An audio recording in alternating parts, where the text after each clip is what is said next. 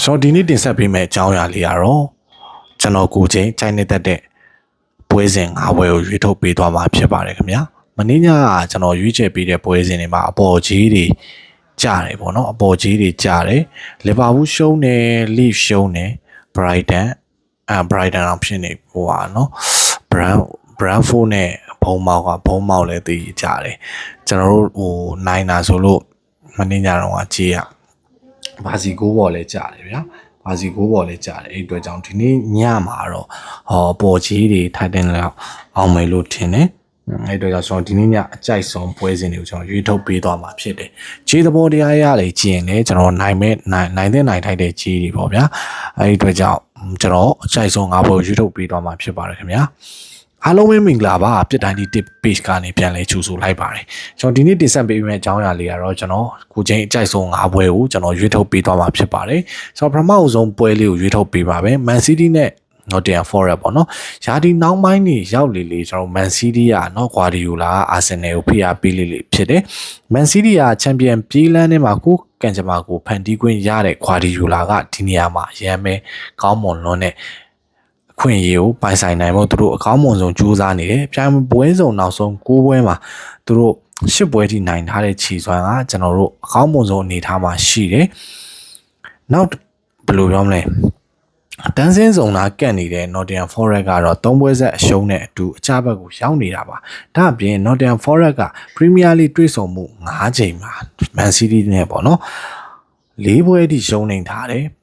ချီးကိုလည်းတွားကြည့်ရင်1060 3D ဆိုတော့ကျွန်တော်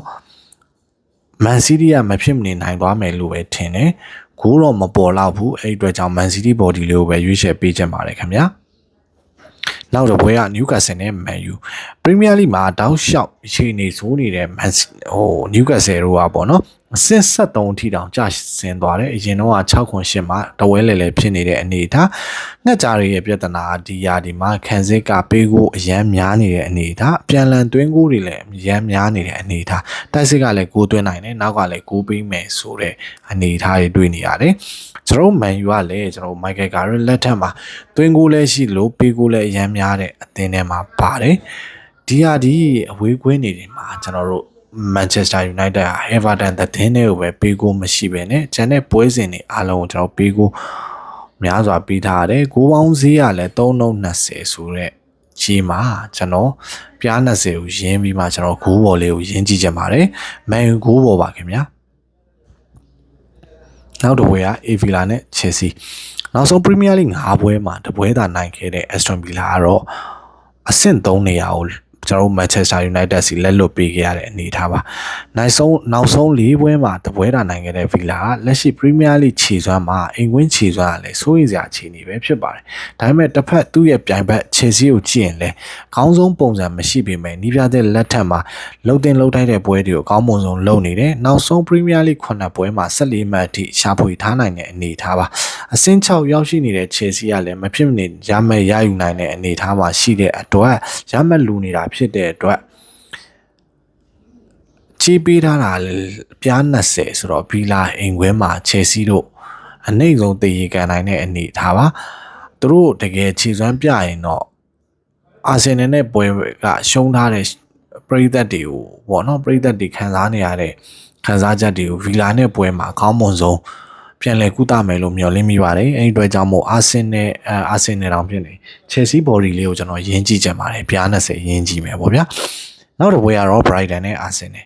ဇာတ်လက်က Brighton ကနောက်ဆုံးနှစ်ပွဲဆက်အနိုင်နဲ့အတူ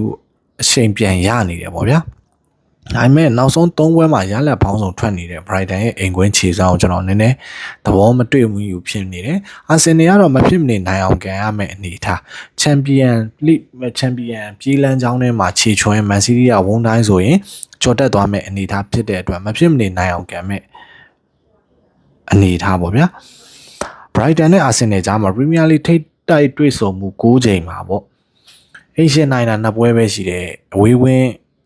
ဧည့်သည်နိုင်တာ4ပွဲရှိတယ်ပေါ့နော်တက်ပေါင်း40ပေါက်တဲ့အာဆင်နယ်ကြီးမနှိမ့်တယ်လို့မနိုင်နိုင်အောင်ကမ်းမဲ့အာဆင်နယ်လဲကောင်တာတွေအဝါတွေကနေဆက်စပီကနေပဲဂိုးရပြီးမှက တ်နိုင်သွားမယ်လို့ထင်တယ်အဲ့အတွက်ကြောင့်အာဆင်နယ်တက်ပေါင်း40ကြီးကိုကြိုက်လို့အာဆင်နယ်ဘော်ဒီလေးကိုကျွန်တော်ရွေးချယ်ပေးချင်ပါတယ်ခင်ဗျာဖူအန်နဲ့ဝက်ဆန်ဒီနှစ်သင်းကတော့အဆင့်6ကဖူအန်ကတော့အဓိကအိမ်ကွင်းမှာအမှတ်တွေအများဆုံးရထားတဲ့အနေထားပါမာကိုစီးပါရဲ့အသင်းဟာနောက်ဆုံးပရီးမီးယားလိ6ပွဲမှာ4ပွဲထိနိုင်ထားပြီးမှတပွဲသာရှုံးနေထားပါတယ်ဝက်ဆန်ကတော့တန်းစင်းစုံကနေရုံးထွက်နိုင်ဖို့ကောင်းမွန်ဆုံးကြိုးစားပေမဲ့အရာမထင်သေးဘူးပေါ့ဗျာဒါပေမဲ့ဟမ်မာတွေကဒီဟာဒီလန်ဒန်ဒါဘီ10ပွဲမှာ9ပွဲထိရှုံးနေထားတယ်အဲ့အတွက်ကြောင့်အင်ရှင်နဲ့ပဲကျွန်တော်ရင်းကြည့်ကြပါတယ်ကြီးကတော့ level 83ပေါင်း50ပေါ့ဗျာအဲ့အတွက်ကြောင့် full hand body လေးနဲ့ပဲကျွန်တော်ရေးချင်ပါတယ်ကျွန်တော်ဒီနေ့ရွေးချယ်ပေးတဲ့5ပွဲလေးကိုပြန်ကောက်ပေးပါမယ်ခင်ဗျာ Man City ရဲ့ Nottingham Forest ပွဲစဉ်မှာကျွန်တော် Man City body ပဲရွေးချယ်ပေးထားပါတယ် Newcastle နဲ့ Man U မှာ Man U ကိုပေါ်ကျွန်တော်ရွေးချယ်ပေးထားပါတယ်ခင်ဗျာ AB လာနဲ့ Chelsea body ပါ Brighton နဲ့ Arsenal body ပါခင်ဗျာ Fulham နဲ့ Watson Fulham body ပါခင်ဗျာမနေ့ကကျွန်တော်အပေါ်ကြီးတွေလုံးဝအကုန်လုံးဒီပါကြားတယ်ပေါ့နော်ကြားတဲ့အနေထားမှာကျွန်တော်ဒီနေ့ညအပေါ်ကြီးတွေပေါ့နော်အနည်းဆုံး3ပွဲလောက်အောင်မယ်လို့ထင်တယ်အဲ့အတွက်ကြောင့်ကိုညီကိုတွေစဉ်းစားချင့်ချိန်ပြီးမှစောကြပါလောင်းစားဆိုတာကိုပိုင်ငွေကြီးနဲ့စောရတာဖြစ်တဲ့အတွက်စဉ်းစားချင့်ချိန်ပြီးမှစောစီချင်ပါတယ်ခင်ဗျာဒါပေမဲ့ကိုညီကိုတွေတပွဲကောင်းလေးလိုချင်တော့ကျွန်တော်ပြစ်တိုင်းဒီ tip ပေါ့နော်ကျွန်တော်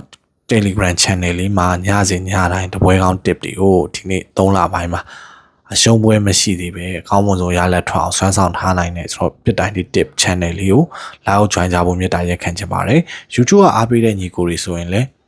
subscribe လေးကျွန်တော်လက်မလေးပေးကြဖို့မြတ်တာရက်ခံချင်ပါတယ် Facebook နဲ့ TikTok ညီကိုတွေလည်းကျွန်တော် like and share လေးနဲ့ကူညီပေးစေချင်ပါတယ်ဒီ TikTok အကောင့်ကတော့ကျွန်တော်အခုမှပြန်စ run တာအရင်အကောင့်နေတာဘန်သွားတဲ့အတွက်